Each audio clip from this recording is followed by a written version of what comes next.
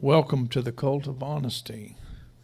We are called the Cult of Honesty because we think that we need to be intellectually honest about it all. And sometimes when you're doing so, namely about theology, people tend to label you as a cult or a heretic. And so in order to get the conversation going without a lot of condemnation, we want to demonstrate to people that we can accept those who call us heretics or a cult or whatever. And so, in a sense, we're proud to be the Cult of Honesty, and we don't mind being called heretics.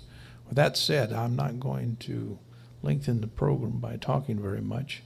My voice is almost out, but I'm going to give the show over to Joey, and he's going to read the questions, and we're going to enjoy everyone on Google Hangout. And welcome, guys. Let's go ahead and pull Google Hangouts up. And let the chaos begin. All right.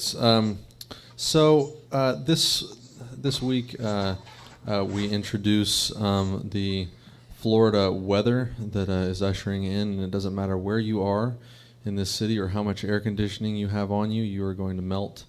And so that is what I'm doing tonight as we begin. Greg, you sent in some questions, and I guess we're going to run through them and just rapidly discuss them and get as far as we can get. I'm going to read what you have written, and I'm going to let you clarify, okay? All right. You have laughed at me for possibly the last time, sir. No. There will be plenty more times for that. All right. Starting from the top, Theodicy in the light of the Oklahoma tornado. Greg, speak. That was this was suggested a few weeks back, but that is the topic that I think would be great to focus on first, because the Theodicy in general, the problem of evil, is a very important and difficult one for most people to wrestle with, both in theological and just normal human circles. You know, I heard a story about that particular incident. I don't know if it's true or not. I didn't read it from a reputable news source, so you guys can correct me or elaborate. But I heard a story about a woman that was roughly in her 90s that had been interviewed, who had survived the tornado, and she said, well, I guess it was just God's will for me to go on. And she sort of gave credit to God for protecting her and watching over her. And what are your thoughts on that? Let's go to some of our new faces today. We have some regular friends. It's good to see you again. We have a couple new faces. One of them is Brian. Brian, what are your thoughts? Well, first, Brian, do you want to introduce yourself as well? Well, my name's Brian Fields. I'm the president of Pennsylvania Non-Believers. We're the largest free thought organization in central Pennsylvania. I also co-chair the state chapter of the Secular Coalition of America for Pennsylvania, and we've got a lot of other stuff going on as well. But as far as you're saying, as far as her what do you think about that comment? I think that God is often used as a placebo, that something to lean on when people feel particular stress. But I think that typically it's not when you use God as your crutch to move on, that you're not actually dealing with emotionally dealing with a tragedy or dealing with an issue, that you are kind of pushing off your emotions on a God to as a way to not have to process it. And I get concerned when people do that. Greg, I'm going to have to do two things here. First, I'm going to have to call you out because I don't believe that theodicity is actually a word. No, it's Theodicy is the technical word, but I have come to using Theodicity because Theodicy confuses too many people when you say it verbally, because it sounds like then you're talking about the Odyssey, something written by Homer. But you could say Theodicy. Theodicy. Yeah, so there you go. But I also had to call myself out because I didn't know what the word meant. So I've looked that up, and for anybody else, I know. Give me a break. Dr. Jones is giving me bad looks. So for anybody else who's like me, too dumb to understand what that word actually meant, this is how, and I'm going to piss Dr. Jones off twice because I'm going to use Webster's dictionary to define it. He hates that. A vindication of the divine attributes, particularly holiness and justice, in establishing or allowing the existence of physical and moral evil. How'd I do, Dr. Jones? After all the teachings that I've done on the Dikaiothentis, I don't know why you're failing here. Come on. All right, well, you know what? I'd like to offer up a moment of forgiveness for anybody who doesn't know what that word means, because it's typically not used outside of apologetics in general. Thank you. I really, unless you've actually delved into apologetic arguments, you probably will never have heard that word. Well, yeah, I can't say I haven't done that, but I appreciate the moment of mercy because I'm being ganged up on, even though I was the one that admitted it freely. But it's built upon the premise of most of Paul's writings concerning Dikaiothentis, as I stated. Keep on going. I'm out of this. All right. Christian, offer some more relief here. What do you think about this topic? Distract people from me is what I'm saying. Okay, I'll do my best. Well, I mean, it's an important topic. I haven't given it a great deal of contemplation, but certainly it's come up a few times in my group on Facebook, History of the Interaction of Religion, Philosophy, and Science, by a few members of the group. So I've thought about it now with regard to the woman in Oklahoma, about saying that it's God's will that she survived the treacherous F5 tornado. I mean, that I can understand where she's coming from, at least. I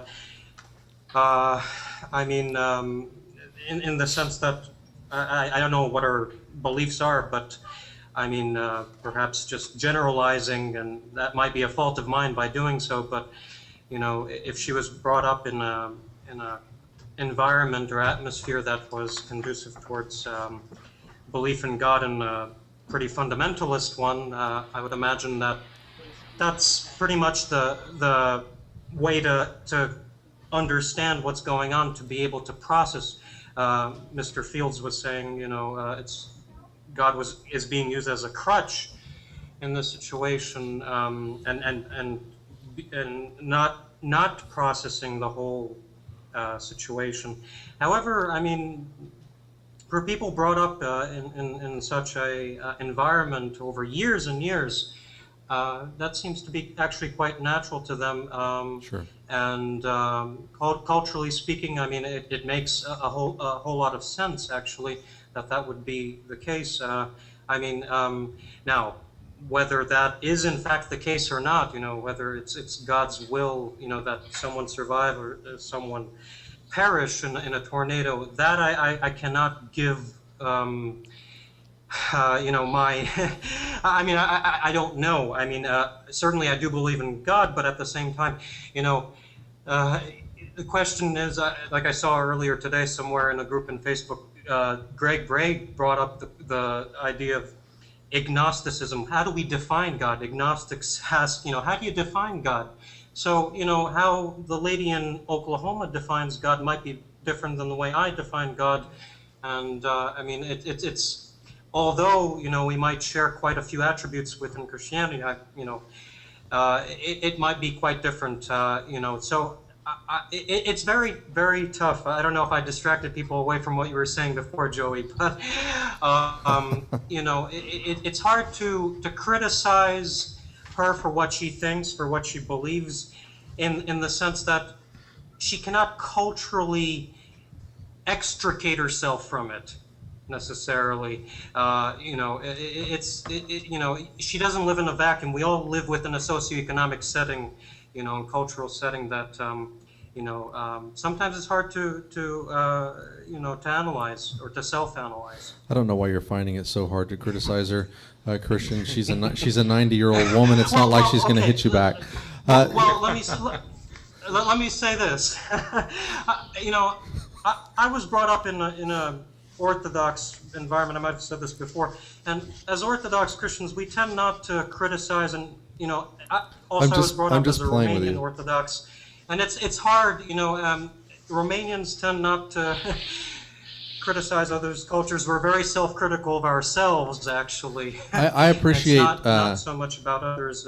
I appreciate the respect and the kindness that you're showing towards this woman, and I'm not interested in tearing her down either. But I do agree with the objection that was brought up when I heard this story relayed. And again, I haven't heard anybody in this discussion verify that this is even true. I did not read the direct news article. I just heard somebody relaying it on Facebook.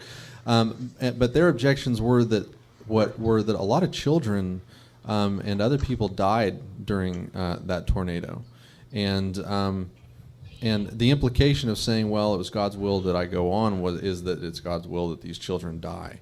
And I could understand somebody raising that objection. Let's go to another one of our new faces. Julie Button, we've seen you a lot on Facebook. We've enjoyed your comments.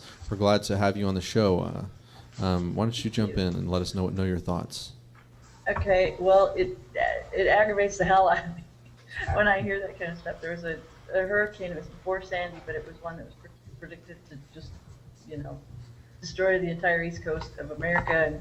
And after it was like, oh yay, God answered our prayers and we've been spared. And it just made me so angry because these disasters happen everywhere, all over the world. Horrible things happen, and it's like, what, did we pray better? Or did we pray to the right God and they're just praying to the wrong God? It just aggravates me.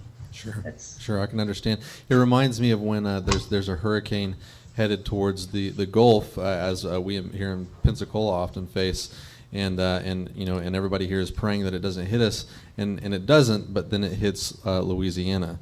And we're all praising God that it didn't hit us, Yeah, well, those folks in Louisiana don't know how to pray, I like to take the ultimate tack and just start praising, gods that it did hit Louisiana. I think it makes a far more nuanced point when you thank God for killing the children instead of you. So from now on, we'll just pray that the hurricane hits specific places. Right, exactly. I think we're treading into Westboro Baptist Church territory. Oh, yeah. Surprise! It is a cult. He's good. Welcome, Brian. Yeah. All right. Let's see. Does anybody else want to make a comment on this topic before we move on? Well, I think it'd be great. I mean, the list of topics that I gave was just sort of a stream of consciousness, and I think there's a lot more that people want to say about the problem of evil in general before we move on to that. It's I think it's a topic that's worth a show's worth of discussion. Well, Dennis Chris, I know, said he wanted to. Dennis Dennis wanted to speak on this topic, so let's let Dennis make a comment, and then you can have your way with this discussion, Greg. Okay. I think personally that's just it's just nature, and that's how things goes, and it's actually pretty sad that what you guys just meant, that we thank God that we are not hit, because other people are destroyed, but we not. So, and the thing is, what I mean is it's just that we every time we go back, oh, it's God, and what, like Brian said with the fundamentalistic Christianity went from the you know what I mean? Westboro. WBC. Yeah, okay. Those crazy people. Those people are maniacs, and they actually believe that God's judgment is still something like, it needs to be poured out because America has gays, America has this, and this is bad and that's bad. And it is it's just sick, and I think all religion is, and actually it's so man-made, but we are so twisted in our religions that we just think that God is behind the laws of nature, and I think I'm not. I think he's not. Yeah, Because if he is equal and he loves everyone, then he will stop it, but he doesn't. Yeah, I tried to get Westboro to march against Greg, but they never responded. All right, Greg, where are we going next? Explain the topic that you just brought up. Elaborate, please. My thoughts on this was instead of focusing on it in light of the Oklahoma tornado, just focusing on the problem of evil, the question of if there is a God, why do bad things happen to good people? Why do bad things happen at all? Why is there pain and suffering and terrible, terrible tragedies that happen in the world? Because I think that realistically, that's something that any believer should struggle with significantly. Yeah. And even if you're a non-believer, it still is something that is difficult to cope with in ways that you run into the stark reality that there's still really bad things that go on, and that there's not a lot you can do about it, and it's something that's worth spending some time just coping with. Can I attempt to add some clarity to what you're saying, and I really appreciate it.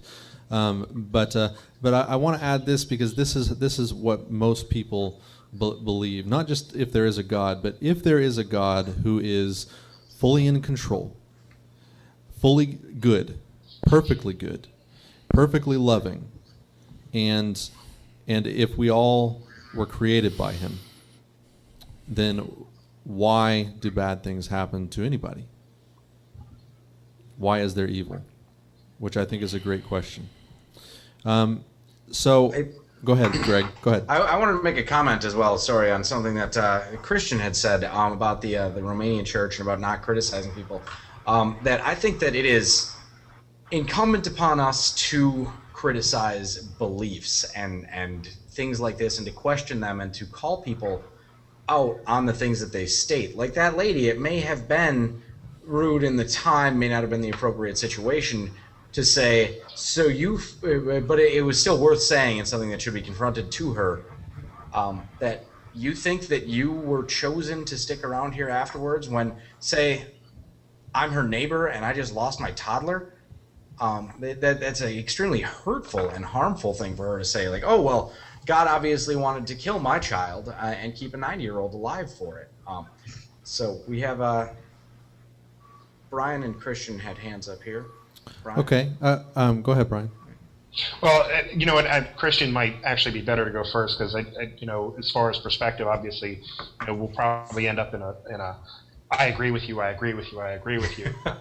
Good to get a different point of view, but I do want to point out though the Ms. Vitsuman and her the Wolf Blitzer atheist. She the way she handled his question, and in light of the appropriateness of the tragedy, and how when you want to challenge presumptions in a way that is non-threatening in that kind of tragic circumstances. I think if you're going to offering it up in a gentle way where you say, I'm not sure I agree with that, but in the midst of a tragedy, let's not deal with the really, really controversial, aggravating thing. I get that. Personally, I find it abhorrent, the concept of agency behind evil actions, or in light of evil actions, the idea that a God would be choosing who lives and who dies, and that's the whole reason for that kind of tragedy. But by the same token, I think context is appropriate when dealing with situations like that. Sure. Before we go to Christian, I want to bring in somebody who hasn't spoken at all yet, and that is Daryl Furlow from our NCG Texas studio. Daryl, welcome. Thank you. Can you hear me? Yes. Can you hear us? Yes. All right. Why don't you throw down on this one?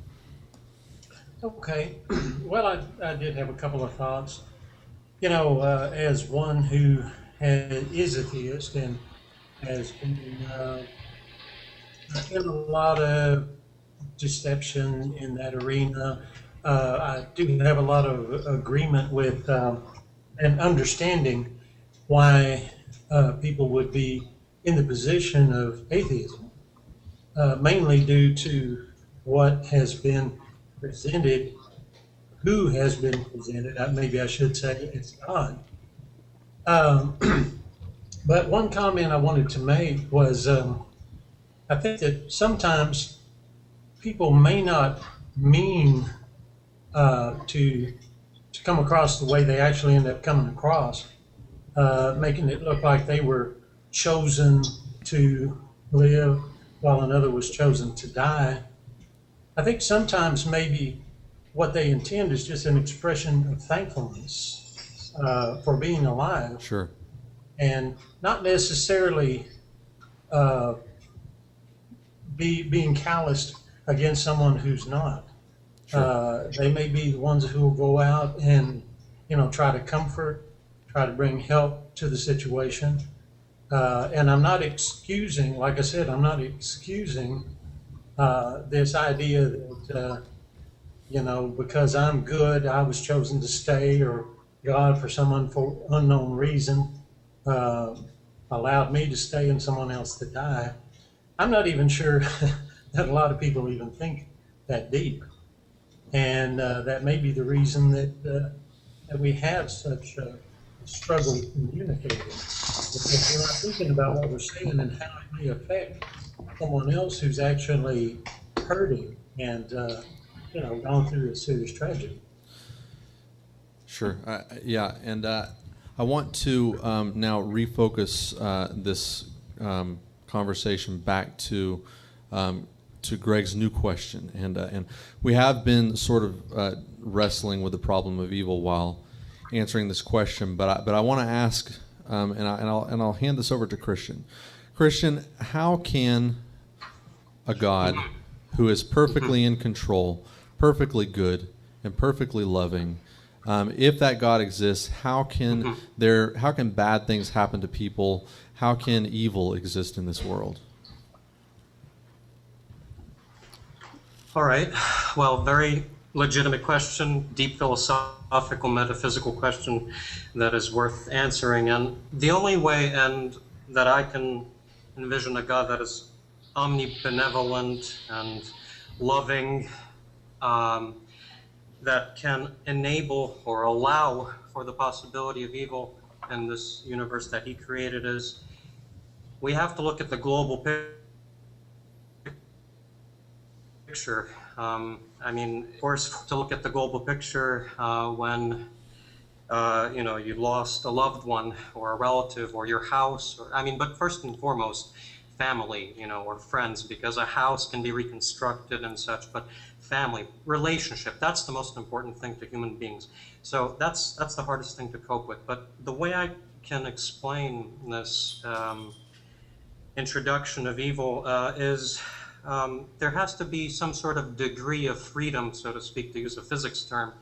A degree of freedom, like, degree of freedom in physics meaning translation or rotation or whatever, vibration, no motion. We're talking about degree of freedom for us in the universe to, perhaps God is, his character of love extends such that we can believe or have the perception that we have the ability to make decisions within the confines set in motion by God in the beginning, and with the goal, the final goal. I was raised Orthodox, but now I believe in a universalist salvation, that all, regardless of what they believe now or what they don't believe or what they will believe or what they have believed, all will be saved. Of course, that's not a consolation for right now. Here in the now speaking, I understand that perfectly, and I'm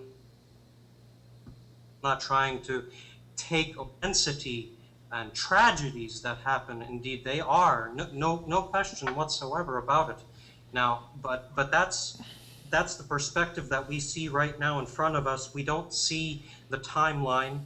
We don't see, what's going to happen. We don't know, what will transpire, even a day from now or a few moments from now. That's the only way I can see it, happening, that God allows for evil to happen. Now, let me just give an analogy, if I may. As parents, we tend to think of ourselves as, benevolent and want the best for our children. We try to protect our children from all the ills and evils that may come their way. However, they do get exposed to them throughout their childhood and into their adulthood, of course. We try to screen them as much as possible. However, it seems like it's impossible to extricate evil from good. They always go hand in hand. There's a contrast constantly. We can't understand good without evil, evil without good. We wouldn't be able to appreciate anything if there wouldn't be a contrast. Now, this is the duality that we talk about in Christianity. Buddhism, on the other hand, might talk about non-duality, and they might, the Buddhists have this concept of non-duality, which goes beyond, the good and evil. I think we're drifting a little bit with bringing up Buddhism, though. Can we? Yeah. Chris has been I'm sorry. waiting patiently here. Say, Chris. All Is your right. microphone muted? Chris, we can't hear you if you're trying to speak. Can you hear me now? Yes. Yes. Okay. So, the whole question with evil, if you actually look at, I think Mike know a little bit more about this, but in the biblical, the word evil is commonly used in a context of works righteousness. If you want to talk about evil as in disastrous catastrophes and stuff like that, I would have to say that God doesn't have his hand in that, because it's empirical that things happen. But at the same time, if things don't happen, then we can't really know favorable from unfavorable. So just as like what Christian was saying, we need to know what is unfavorable to know what is favorable. Otherwise, it would be a constant static of something, and I don't think humanity would exist or could exist. So that's just basically what I wanted to say. But Christian, he said exactly what I wanted to say. Yes, and he said it succinctly.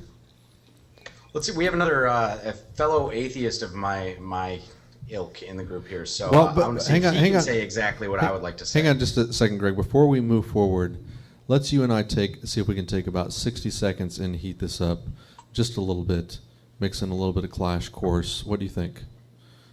Because I think I want to let Brian say whatever he had to say, because I think it's going to be related, and it'll cover what I would have said on that anyway, and then we can stir up the pot. Okay, but only if it's mean. Okay. So I'm not allowed to stir up the pot? Oh yes, please. It was my intention. Stir it up.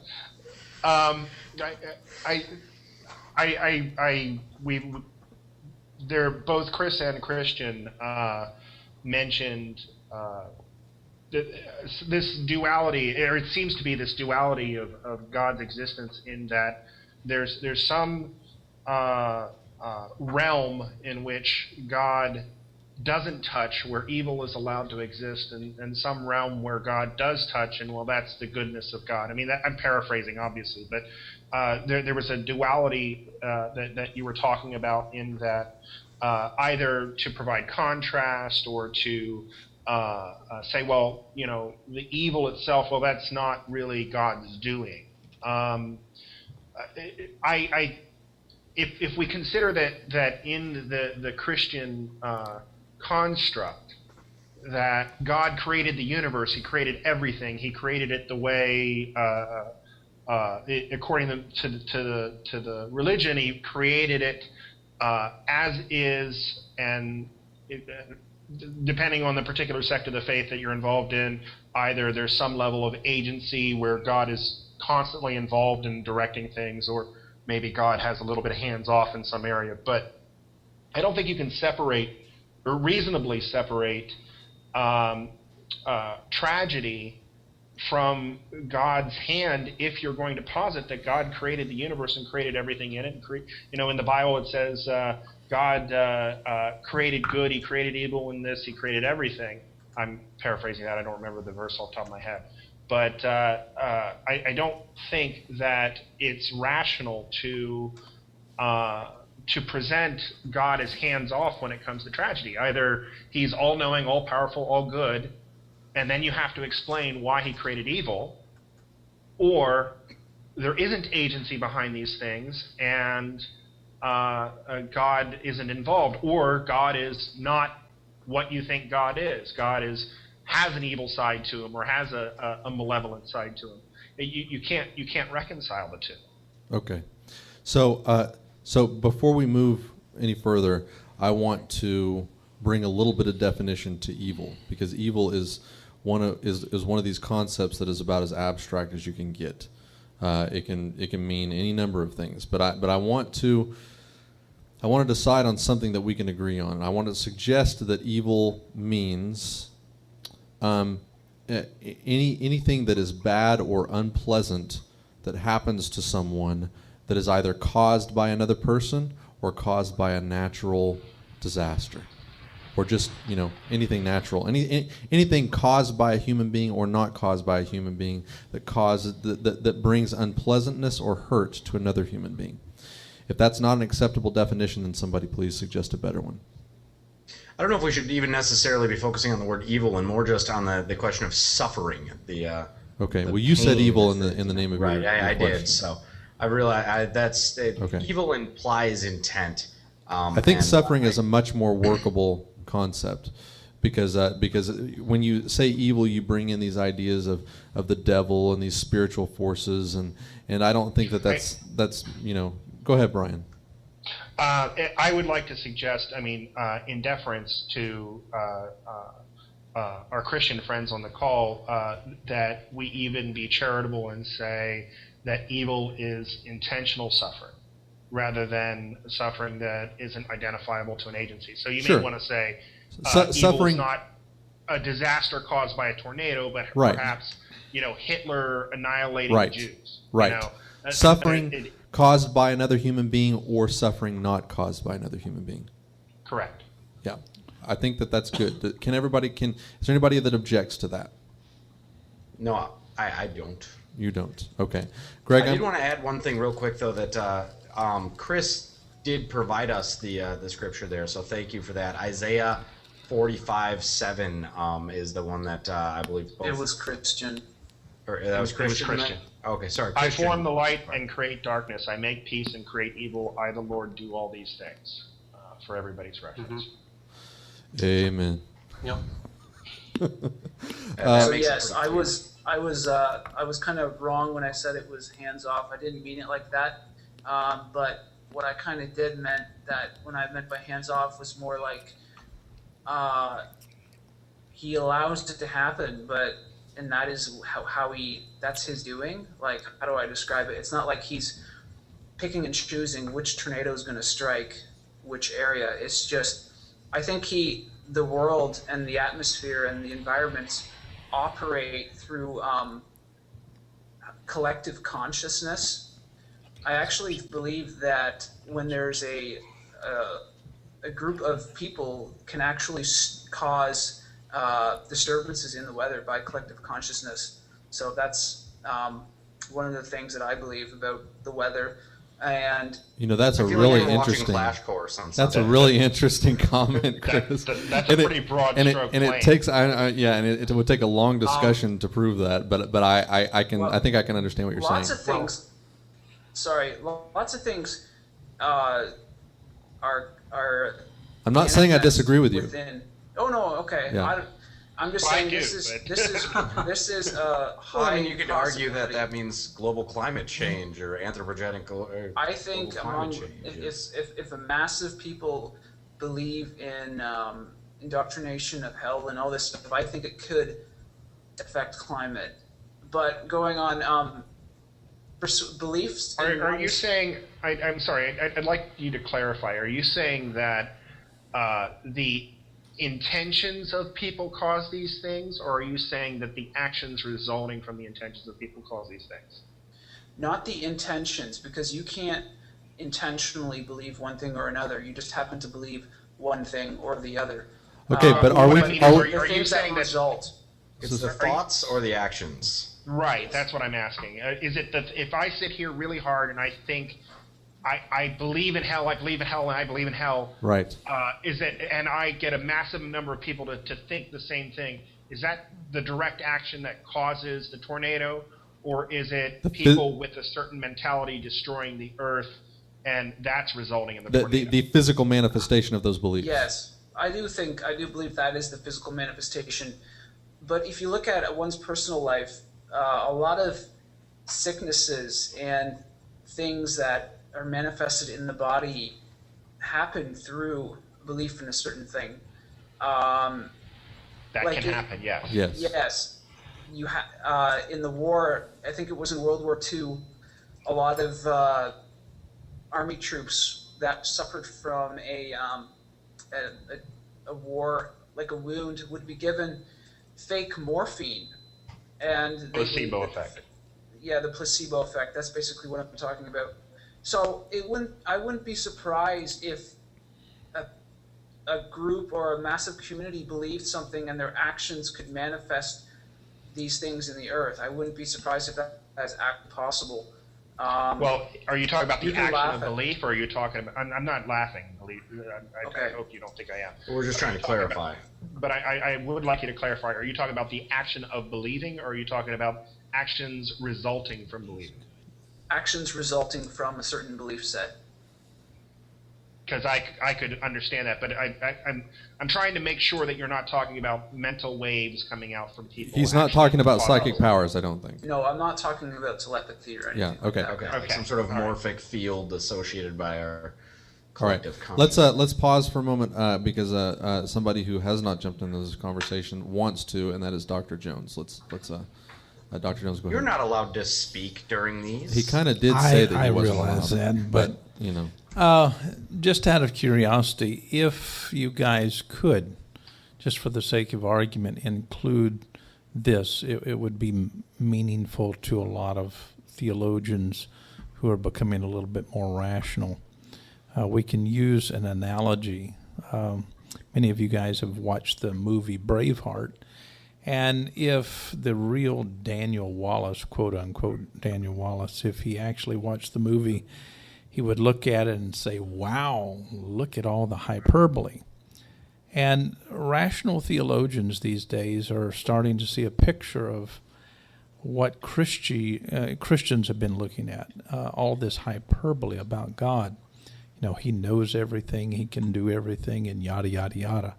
And so the question would be, if God doesn't know everything, if he's not all powerful, if he's very limited in a sense, and he's just extremely concerned, maybe that needs to be discussed in this conversation, because, you know, what we're dealing with is extreme hyperbole that is in the theistic realm, and most people don't even go there these days, except for a handful of people who are not. Don't go Well, there. I'm talking about the people who are well read. Most people don't go But there. most except, theists do. I'm talking about people who are well read. I'm Okay. talking about people who have studied. Right. Well, Dr. Jones, you are people don't go very, there. very prone to treating academia as if it is the standard amongst believers. I'm not trying to. Well, I understand common people are prone to believe the hyperbole, the movies, and they love Braveheart. And I understand that church life has Braveheartisms.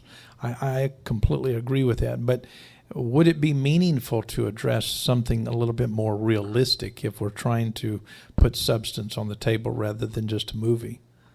well, If God is not all powerful, all knowing, or all good, then what you're asking is he then God? I would say no. That would be some ultra intelligent alien out there that is involved in tugging at the strings of the universe. well, And I think that's debatable. I think that's debatable. There are all sorts of examples throughout history of characters in what we deem to be fiction or mythology, including the Bible, of characters who have been deemed to be deity, and yet they are not perfect. They are deemed to be gods, and they are not perfect. They are not perfect in any way. And Greg and I just recently had a discussion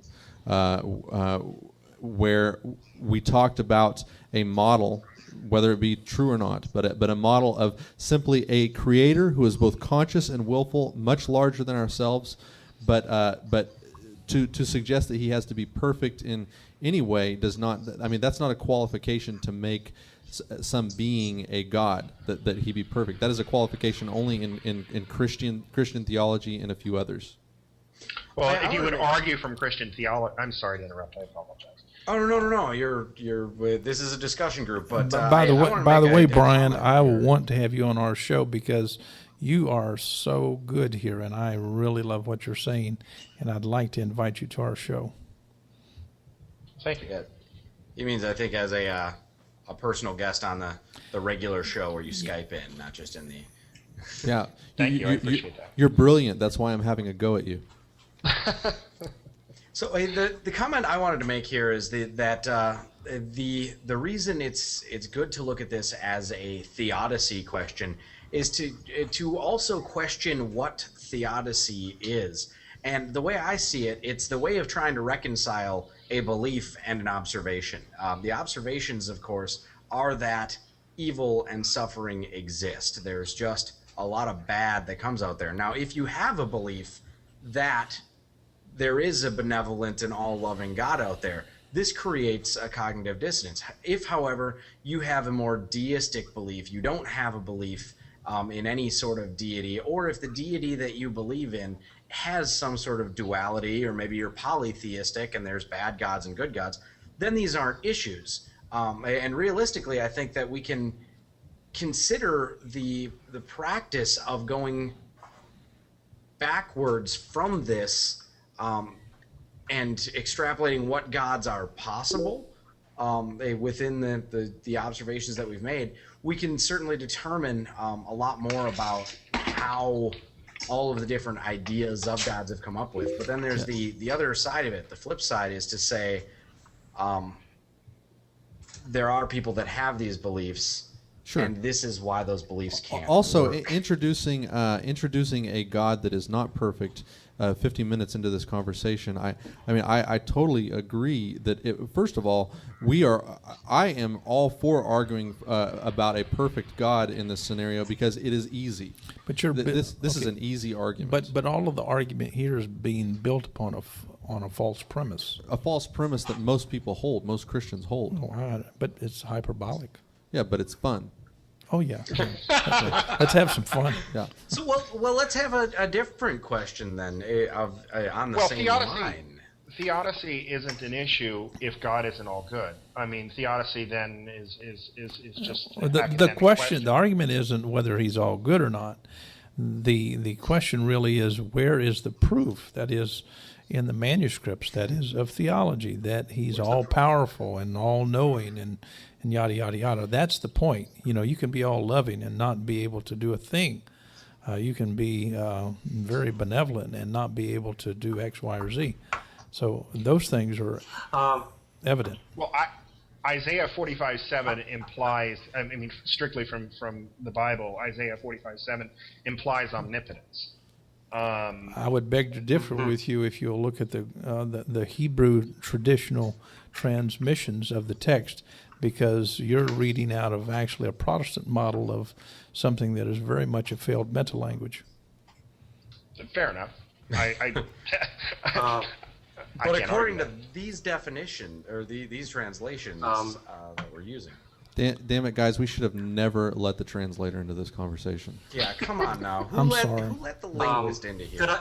Could I add something to this Dennis discussion? actually had his hand up first, but then we'll come back to you, Christian. Oh, sorry. Okay. Okay, go ahead, Dennis. Sorry. My personal opinion, I think that God and neither Satan exist, because the thing is, if you get really honest about it, the same people claim that this God, the all-knowing God, loves everybody, and then I'm thinking, if he's a really good father, but he's not acting like he let us just to let us go through our faith. So if you die, we die, and terrible things are still going on. For me, it's just like thinking that there is just something like love, but God and Satan, neither do they exist. I think, and You guys are fulfilled, and it's just they're just defending a belief. That's what the church do, just out of fear. But they don't want to be honest. They just keeping the old ancient stuff. You guys are ruining this game by jumping in and saying God might not be perfect or God does not exist. That was not the question that we spent the past 30 minutes trying to answer. We assumed that God exists. We assumed that he was perfect. Okay. And we have not. I've been Googling. We don't want to know about your private life, Brian. No, I just want to offer. Okay, so the question is, do we want to proceed with the theodicy argument or the theodicy problem in the context of general views of Christianity, or do we want to argue the point of whether the Bible supports the idea of an all-knowing, all-powerful? I'm going to offer a compromise, okay? That we finish this conversation as it was postured by Greg, and that next week we have a more challenging conversation as Dr. Jones wants to posture it. I think it's a valid conversation. I just don't think that there's time to finish this session in that mode. Dr. Jones, is that okay? That's perfect. Okay, I love you. All right. I put a URL in the chat for next week if you guys want to. Okay, All right. fantastic. I hope you'll join us for that, Brian. Okay, Christian, I want to hand it over to you, but if you can be brief because we're running out of time, and I want to bring Julie Button and Daryl back in as well. Sure. Julie's not going to be speaking anymore. She Sure. just is participating through the chat. Oh, okay. All right. Very good. All right, go ahead, Christian. Okay. All right. I'll be brief. Dr. Jones asked, where does this idea of omnipotence come from, or God from the text? I'm not sure if it comes from the text. Brian Fields did provide Isaiah 45:7. Now, hold on. as I'm going to have to being an interrupt you. implication. Sorry, Christian. I've got to interrupt you because we just agreed that we were going to finish this conversation assuming that God was perfect. Okay. All right. Okay. Okay. Well, I think the idea of God being perfect comes from a mixture of Hellenic philosophy from Plato. Platonic philosophy had mixed in with Christianity, and that led to what most Christians believe today, that God is omnipotent. All right. It's a mixture of a lot of different cultures, especially the Hellenic culture of the times. That's from a historical point of view. That's why most Christians believe the way we do, and way they do. I appreciate I appreciate the rational contribution. I appreciate the rational contribution, but again, we were trying to move past that because Greg began this conversation assuming that we say we're assuming that God is perfect in every way, goodness, lovingness, etc. How can evil exist? Now, I'm going to stick my neck out as one that does not believe this scenario that Greg has introduced, but I'm going to say I think I can make a strong argument in favor of it. That what we have defined as evil could exist with a perfectly loving and good God. But I don't think that I'm going to have time to present that argument. I would love to present that on Clash Course, Greg. Would you like to argue that one day? Absolutely, that would be a whole lot of fun. And I do. Well, I can tell you that there's plenty of things that I've heard brought up to people, and some of them even sound pretty legitimate at face value. Is that specifically the Christian and Chris brought up the fact that there's a perceived duality, and that you can't appreciate good without bad, and therefore bad is necessary for us to appreciate good. I would of course respond to that we don't know that to be true. That's something that we've based on our perception currently. I imagine that there's a spectrum of neutral to good that's just as relevant. But there's other ones as well that go all the way through, the free or freedom of choice argument, the existence of the devil being very much a dual competing gods model, or my favorite personally is that God being omnipotent and existing outside of time can essentially just go back after the rapture or whatever is all done and undo it all, hit a big old Control Z like it never happened.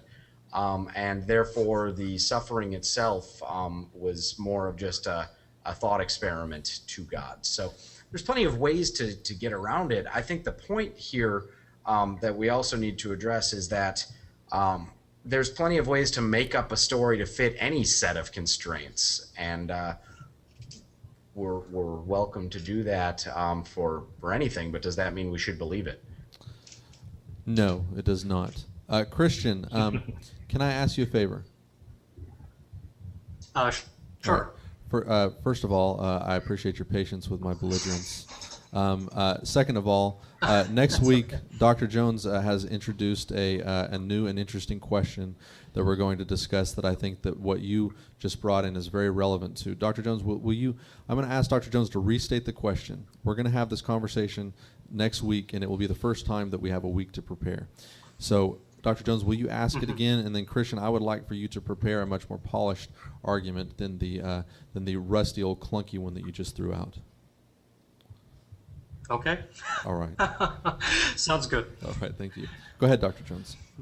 I'm simply wanting to look at a more reasonable model that is in the mainstream, that is of theologians, and it's certainly something that hasn't arrived, namely in books that common people read. That's true. But my point is, if we can move forward with questions about maybe a God that's not omnipotent, omniscient, he's not like that, and maybe he's a little bit different. It would be nice to have a conversation that would examine different possibilities about God. And I think it's going to be useful to have your input on what the original manuscripts have to say about this, because one disconnect that I think that we have as we speak with our atheist friends is that they are on the charge, and they're very passionate about making these arguments and talking about these things that deflate the modern Christian belief system. But the point needs to be made here is that when people did suffer and they were in transition, when they gave glory to God, they did exaggerate it. But this is normally what we do. Anytime that someone rescues us, even today, people will say, wow, he was like Superman. And that is just sometimes just normal reactions. Yeah. And so we have made legends out of these characters throughout the Scripture. We've made a legend out of God in a sense, and we've used hyperbole. And I think that Jesus came along to almost hush that mindset of hyperbole concerning any kind of Godism. Yeah. And so it would be a much more meaningful, I think, conversation to have with people who are really suffering, because, if there really is a God, and if he's not like Hollywood presents, namely in church life, maybe we need to talk about that kind of God rather than one that's been blown out of proportion. All right. Well, we'll find out next week how many of our atheist friends are actually willing to accept that premise. I'm willing to discuss it. Fantastic. There's one. Right. It's always fun to take on hypotheticals, but that Listen, doesn't still make them true. Don't jump into this conversation being ornery, okay? You're just wanting to be in here to tease, Greg. I get that a lot. Let's see. I'm going to ask Daryl to jump in one more time before we bring this show to a close. Daryl, just jump into this topic. Say anything that's on your mind. Okay, I'm glad you added that last part. I have something in mind I'd like to. I think the healthiest approach to any conversation such as this would be, if one is a theist, to kind of back away from theism issue. If one is an atheist, to think that the same thing there. Not let it not be about that there is no God. And this is what I think is actually happening, and I can certainly appreciate that.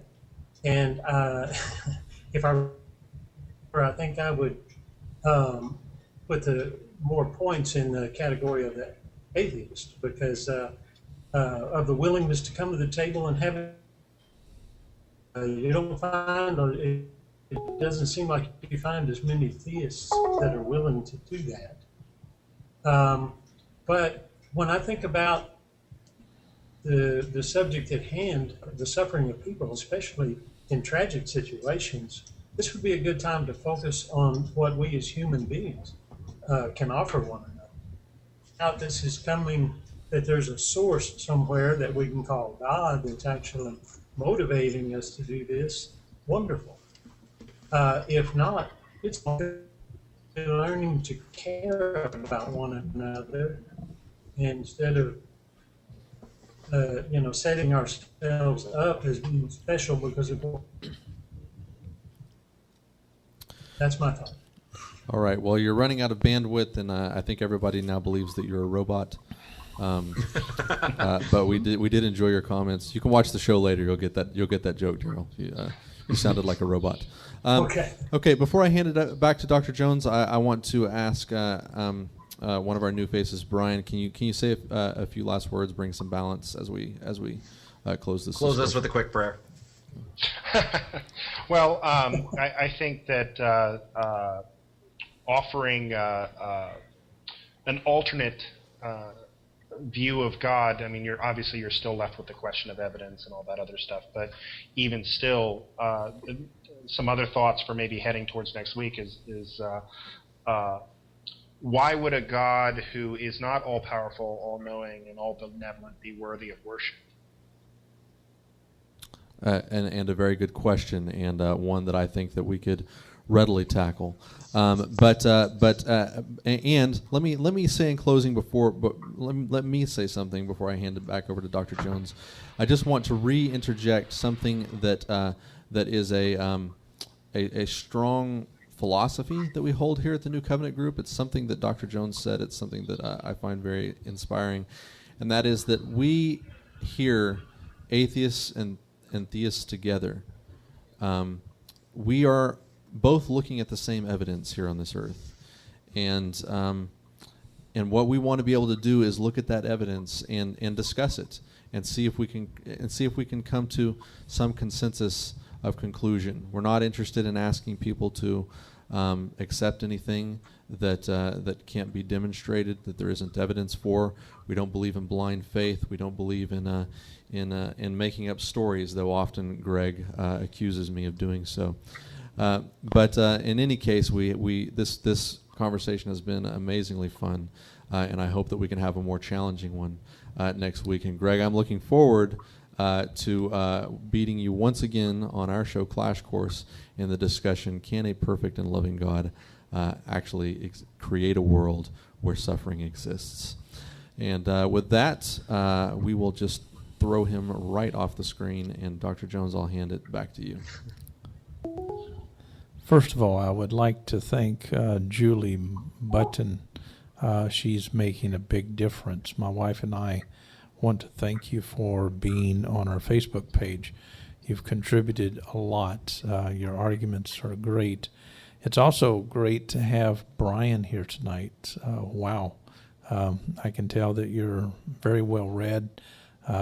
You're extremely logical. I don't think we can get across the street without you, in other words. And so I hope that you will make it back on the Google Hangout and possibly be on our show. We would love to hear what you think to be true. It's always good to have Christian and Chris and Dennis and Daryl and certainly Greg Bray. And so with all that said, this is the cult of honesty. We are not claiming that we have any absolutes. We are simply wrestling with different ideas. And when wrestling with who God is, that is in the context of theology, we have to wrestle with something that does exist, namely manuscript evidence. And so if we can look at it more legitimately, we might be able to see that maybe God doesn't want us to worship him, and maybe he's not as big as Daniel Wallace. Maybe we don't need to look at the Hollywood models, but be a little bit more